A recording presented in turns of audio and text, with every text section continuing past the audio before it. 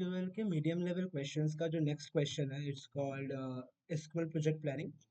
पहले क्वेश्चन को पढ़ लेते हैं, ठीक है, फिर करेंगे धीरे धीरे। You are given a table project containing three columns: task ID, start ID, and end ID. It is guaranteed the difference between the end date and the start date is 1 day. ठीक है, तो फिर यहाँ पे तो मतलब ये तो सेल्फ अंडरस्टैंडिंग है शायद गेस कि मतलब खुद समझ सकते हो। यहाँ पे स्टार्ट डेट अगर एक है तो एंड डेट दो होगा, दो है तो तीन होगा, मतलब ये दोनों का डिफरेंस जो है between the start date and the end date would not be more than one, not more than one. That's nice. Cool. Okay. If the end date of the tasks are consecutive, then they are part of the same task.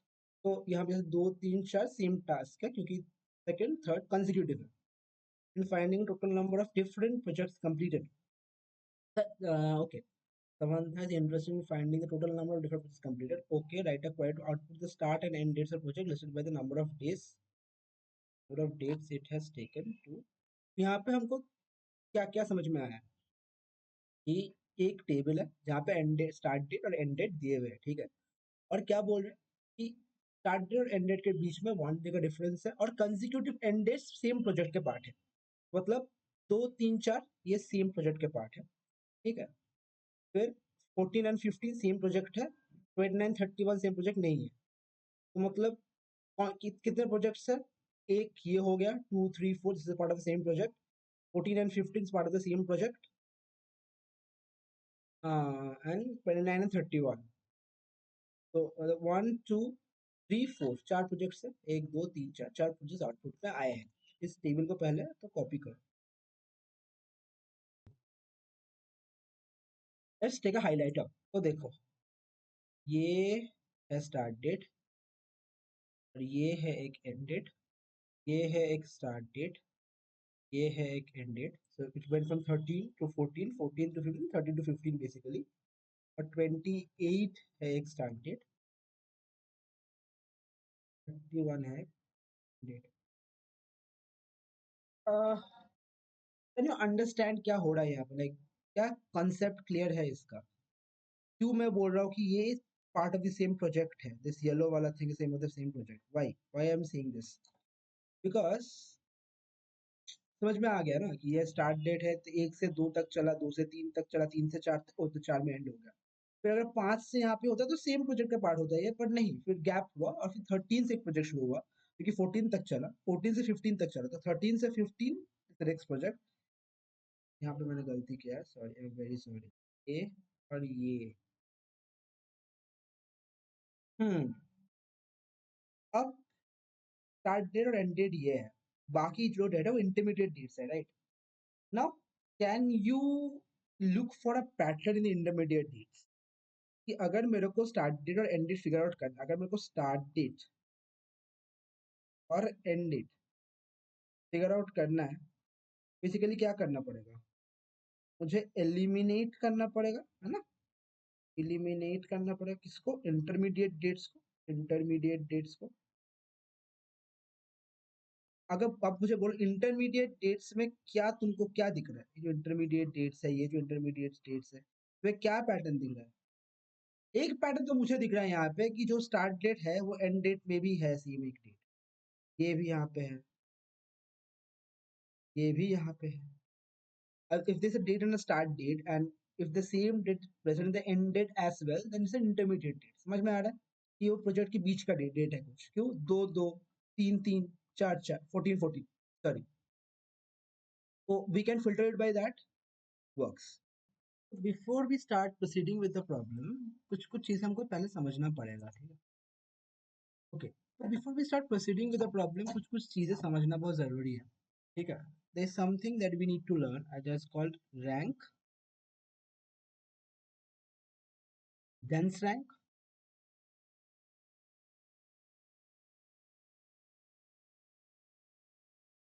and row over function, row number function, sorry.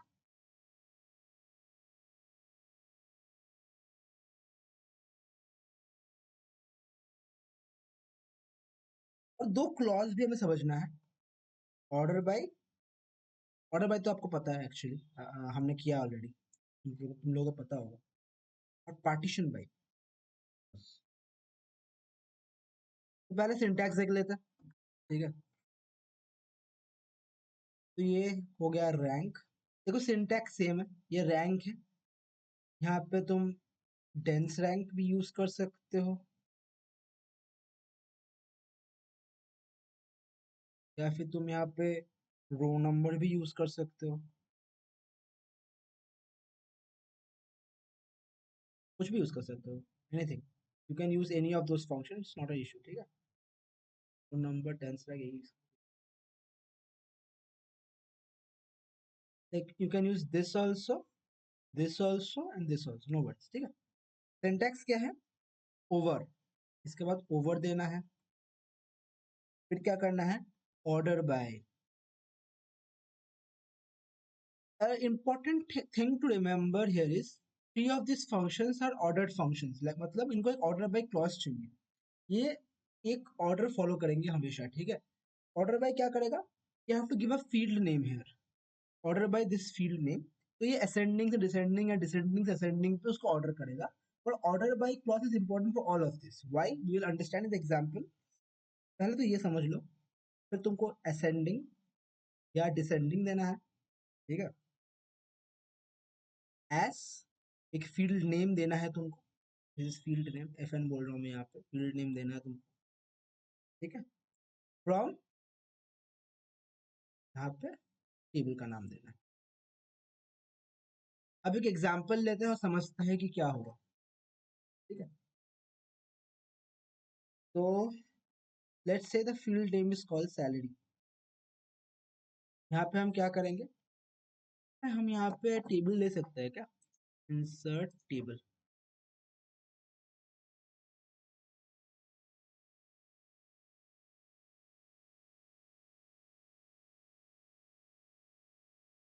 पहले तो हम इस क्या करते हैं, पहले हम इसे सिंटैक्स लिख लेते हैं, ठीक है, ताकि हमको समझ में आ जाए सिंटैक्स क्या है। सिंटैक्स क्या था? ओके, मैं एक का लिखूंगा, बाकी तीन को तुम गेस कर सकते हो, सेम ही होगा, हाँ, सिर्फ तुमको फंक्शन बदलना है। Rank over order by. Order by क्या? Field name. फील्ड नेम क्या है यहाँ पे? फील्ड नेम तो यहाँ पे सैलरी है, order by salary, by salary, salary. फिर से descending, S R N K, from, let's say this table is called employee, ठीक है। अब फिर से टेबल बनाता है। पहला काम क्या है? जैसे ही पहले इसको ऑब्जर्व करो, क्या है? ऑर्डर बाय सैलरी है या डिसेंडिंग, तो पहले ये क्या करेगा? ये जो कॉलम है इसको ये डिसेंडिंग ऑर्डर पे अरेंज कर लेगा, ठीक है, and subsequent every column accordingly. तो 15,000 पहले, तो पहले 15,000 लिखेगा, फिर ये 12,000 लिख देगा, फिर ये 12,000 फिर से लिख देगा, फिर ये 10,000 लिख देगा, फिर ये 9,000 लिखेगा, फिर ये 5,000 लिखेगा, और फिर ये 5,000 लिखेगा, ठीक है। इसको अरेंज कर दिया। अब रैंक क्या करेगा? इसको रैंक कर देगा, 1 2 3 4 5।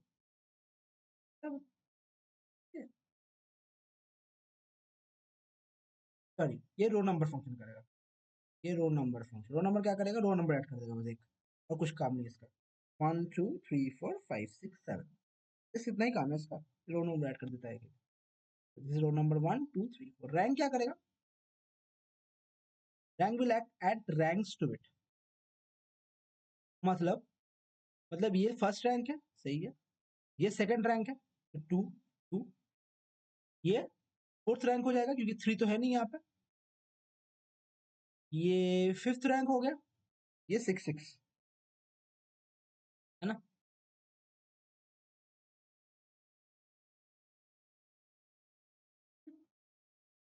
कोई दिक्कत है इसमें? नहीं ना, एकदम सही में समझ में आ रहा है, सही है। डेंस रैंक फंक्शन क्या करता है?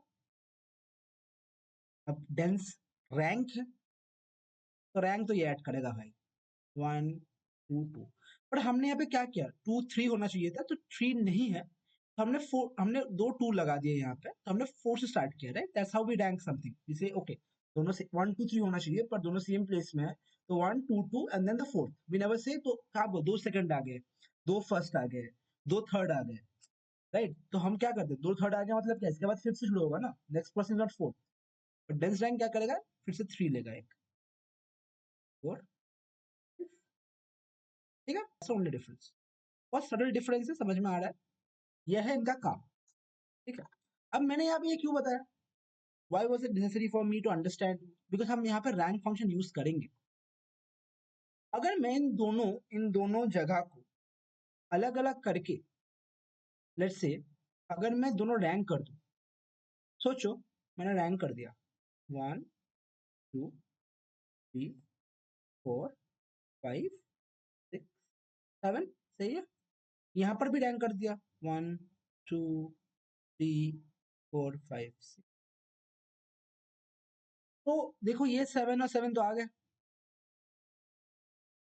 ये 6 और 6 भी आ गए, तो हम ऐसे तो एक कर सकते हैं टू अंडरस्टैंड कि कौन सा डेट स्टार्ट डेट है, कौन सा प्रोजेक्ट डेट है। कि वहां पे जब हम बोल दे कि यार अगर स्टार्टिंग रैंक और एंडिंग रैंक सेम है, तो फिर वो स्टार्ट डेट और एंड डेट क्या, ठीक है? तो एक तो ये हो सकता है, सही बात है ना? ये मतलब ये समझ में आया ना क्या बोल रहा हूँ कि मैं, जहाँ देखो जहाँ पे रैंक मैच करे 7 7 6 6 आ तो रहा है, पर तुम बोलोगे बट सर वो तो मतलब भाई वो तो सिर्फ यहाँ पे आ रहा है ना जहाँ पे इंटरमीडिएट्स नहीं है।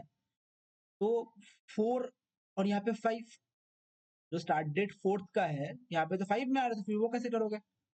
1 में है यहाँ पे साला थर्ड पे आ रहा है, वो कैसे करोगे? पर ये तभी होगा ना जब इंटरमीडिएट्स है।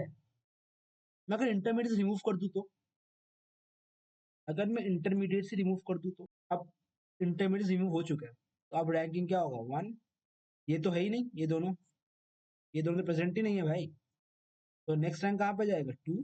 भाई भाई सही है, फिर 3 4। अब अगेन ये दोनों तो है नहीं इसमें, तो नेक्स्ट रैंक कहाँ पे आएगा, 1 2 3 4। अब तक मैच कर रहा है क्या, एक एक 2 2 3 3 4 4 हो गया। मतलब क्या लॉजिक है, पहले तो रैंक करो स्टार्ट डेट को, पहले तो एलिमिनेट करो भाई, एलिमिनेट करो intermediate on start date. Next क्या है, एलिमिनेट करो, क्या एलिमिनेट करोगे, intermediate from end date.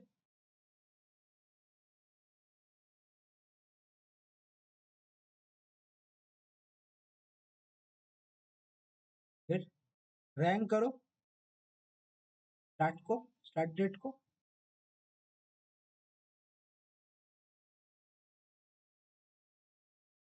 Rank करो एंड डेट को, और फिर मैच कराओ और रैंक मैच करो। या अब देख, अब जो रैंक स्टार्ट डेट है उसको हम सेम टेबल में सेव तो नहीं कर सकते, क्योंकि जो मेरा बेसिक डाटा का जो मेन टेबल है उसमें तो हम, क्योंकि अब एलिमिनेट करते हैं, जब भी कोई डाटा को हम एलिमिनेट करते हैं तो हमको जो डाटा प्रिजर्व है वो हमको एक सेपरेट टेबल बनाना पड़ता है। हम एलिमिनेट तो नहीं कर सकते ना, डाटाबेस से एलिमिनेट कैसे कर सकते हैं कोई डाटा को? हम we don't know where we'll use the data ना, when we are segregating something on the basis of basis elimination, कि मुझे ये डाटा नहीं चाहिए यहाँ पे, तो हम क्या करते हैं, हम एक सेपरेट टेबल में स्टोर कर देते हैं, है ना? Now for me to eliminate intermediate from start date, but let's do something, let's create separate table only ना। मैं क्या बोल रहा हूँ समझो, मैं एक टेबल ही क्रिएट कर लेता हूँ ना जहाँ पर एक रैंक है, क्योंकि दो रैंक फिर कंफ्यूजिंग होगा। तो एक एक टेबल क्रिएट कर ले जहाँ पर रैंक है और सिर्फ वो स्टार्ट डेट है, सिर्फ वो स्टार्ट डेट है जो जो मैटर करता है। तो मेरे इस टेबल में सिर्फ ये 4 स्टार्ट डेट होंगे, एक 1 13 28 30। आ गया टेबल मेरा, स्टार्ट क्या होगा, 1 2 3 4, एक एक तो 1/10 का होगा डेट, एक तो 1/10 का डेट होगा 2024 10, एक उसका डेट होगा, एक 13 का, 28 का, 30 का, 13, 28, 30 सिर्फ इतना का आएगा। हाँ, और एक हम रैंक टेबल क्या करेंगे एंड डेट का, जहां पर भी इंटरमीडिएट डाटास नहीं रहेंगे, बस रैंक्स रहेंगे with legitimate start date and end dates, और दोनों को हम अगर ज्वाइन कर दे हो जाएगा ना। करते हैं भाई, वही करते हैं फिर। Let's do it step by step. पहला पहला क्या है भाई, पहले तो हम लोग एक टेम्पोररी टेबल क्रिएट करेंगे। क्यों? क्योंकि परमानेंट टेबल क्यों ही क्रिएट करना है। टेम्पोररी टेबल कैसे क्रिएट करते हैं? With the function with let's set project start।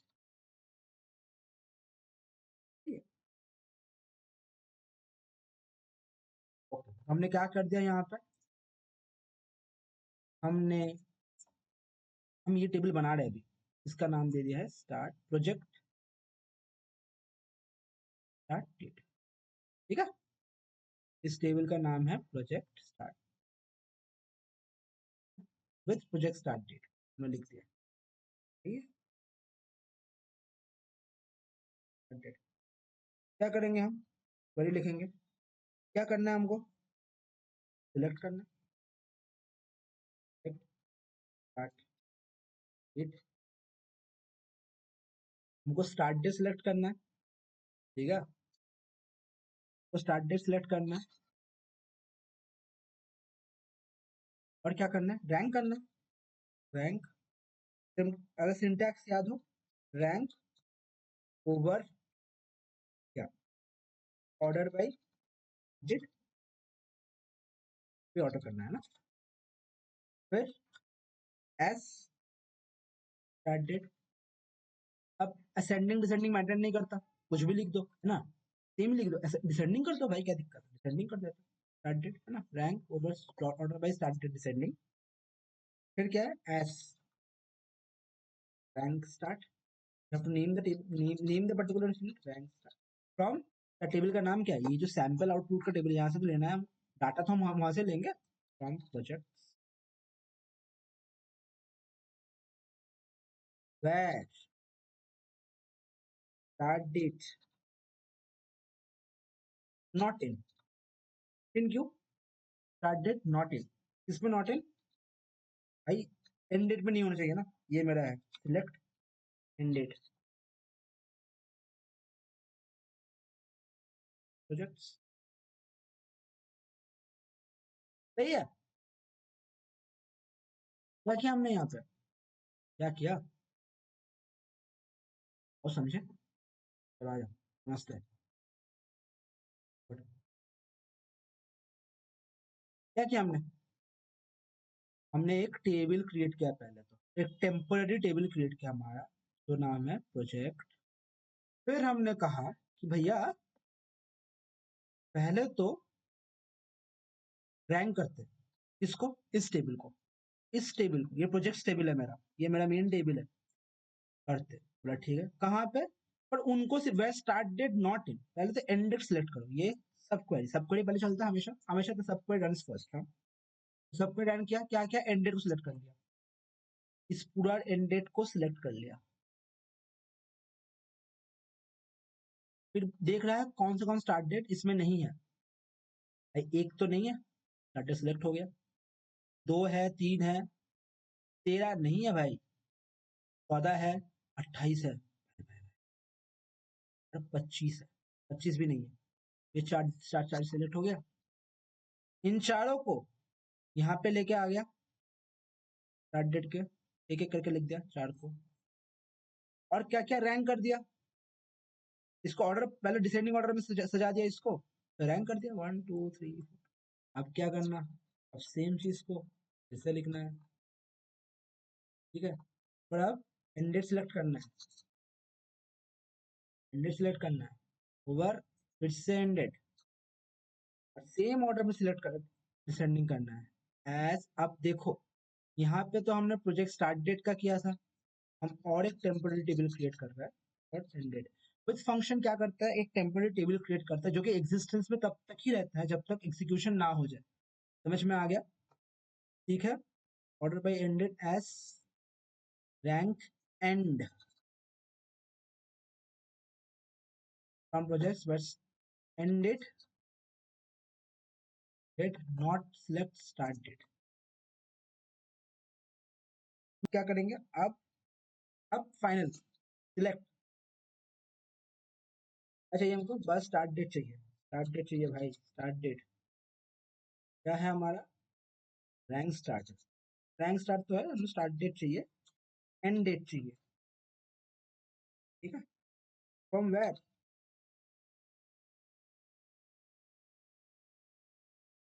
Project start date. अब क्योंकि टेम्पररी टेबल से तो हमको ज्वाइन नहीं करना पड़ रहा है यहाँ पर, ठीक है, हम सिर्फ दोनों लाइक कॉमा देके लिख सकते हैं, कोई दिक्कत वाली बात नहीं। ज्वाइन नहीं करना है यहाँ पे क्योंकि ये टेम्पररी टेबल है, तो यहाँ पे we don't need to join both of them. ठीक है, you can just write comma क्योंकि they are not actual tables, they're just temporary tables that stores the data for some time before execution. We don't need to joins are just done like tables जो कि exist करते हैं। where rank start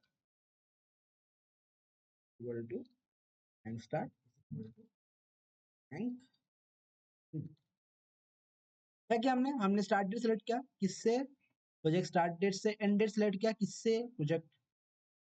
project and date से। और सिर्फ उनको select किया जिनका रैंक स्टार्ट और रैंक एंड सेम है। हमने डिस्कस किया रैंक सेम हो गया तो मतलब वो एंडेड है, वो ये डेट है।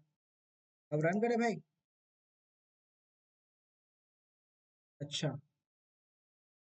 यार कीवर्ड विथ इनटू कॉमा है ना।